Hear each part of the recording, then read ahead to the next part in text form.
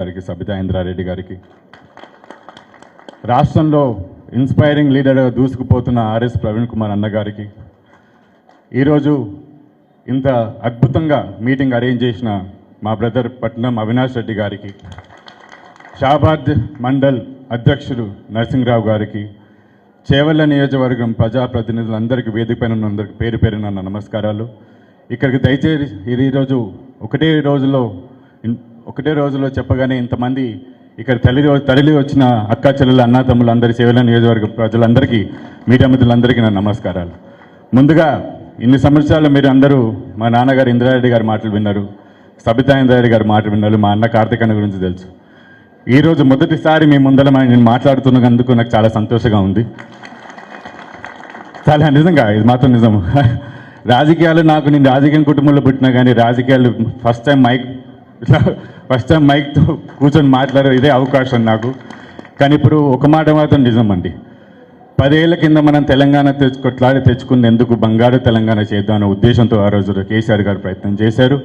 10 సంవత్సరాలు బంగారు తెలంగాణ విధంగా చేసి దిద్దు చూపించారు.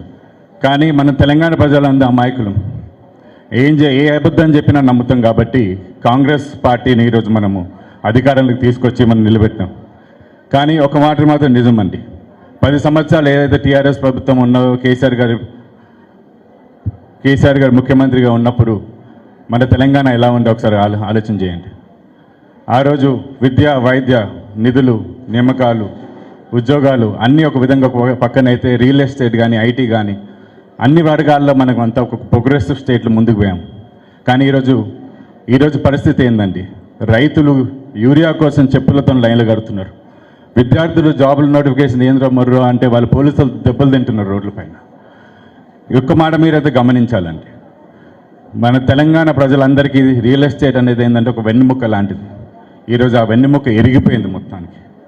సో మీరు మళ్ళీ మార్పు తీసుకురావాలి అంటే ఈరోజు మనమందరం ఒక దగ్గరికి మళ్ళీ కలిసి ఉండాలి అంటే మళ్ళీ బీఆర్ఎస్ ప్రభుత్వం తీసుకురావాలి. చేవెళ్ళ నియోజకవర్గం ప్రజలందరికీ ఎప్పుడైనా సరే మేము వెళ్ళిన ఇంద్రారెడ్డి గారి కుటుంబం కానీ, సబితారెడ్డి గారు కానీ మేము ఎప్పుడైనా మీ మక్కలో ఉంటాం. అదే రూపంగా మా అన్న కార్తిక్ అన్న కూడా మీ మధ్యలోనే ఉన్నారు. అవినాష్ అఫ్కోర్స్ షాబాద్ నుంచి రేపు పొద్దున ఇన్స్పైరింగ్ అండ్ డైనమిక్ లీడర్ మన పట్నం అవినాష్ రెడ్డి గారి కానిగా మనం మెన్షన్ చేయాల్సిందే. కానీ ఒక మాట మాత్రం చెప్తానండి, మనం అంటే గుర్తుకొచ్చింది మా ఒక హీరో సాయి కుమార్ గారు ఒక డైలాగ్, మమ్మ మీరు ఓకే అంటే డైలాగ్ ఒకటి ఉంది.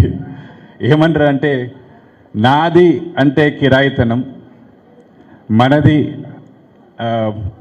అంటే పరాయితనం. మళ్ళొకసారి చెప్తాను.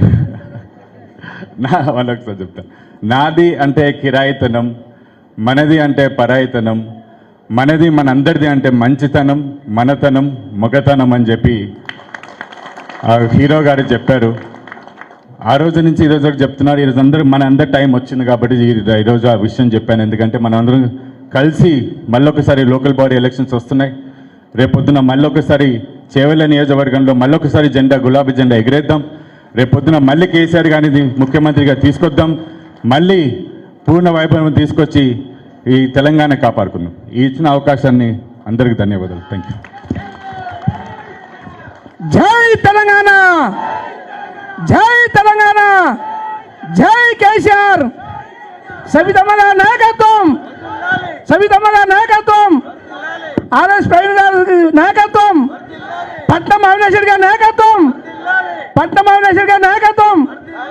ఇప్పుడు గౌరవనీయులు మన షాబాదు ముద్దుబిడ్డ అయినటువంటి మన మండల మాజీ జడ్పీటీసీ పట్నం అవినాష్ రెడ్డి గారిని మండలాల్సిందిగా కోరుతున్నాను. ఈరోజు ఈ కార్యక్రమానికి విచ్చేసిన గౌరవనీయులు పెద్దలు మా అమ్మమ్మ సబితా ఇంద్రారెడ్డి గారికి, ఫైటర్కి, మరీ ముఖ్యంగా నిజంగా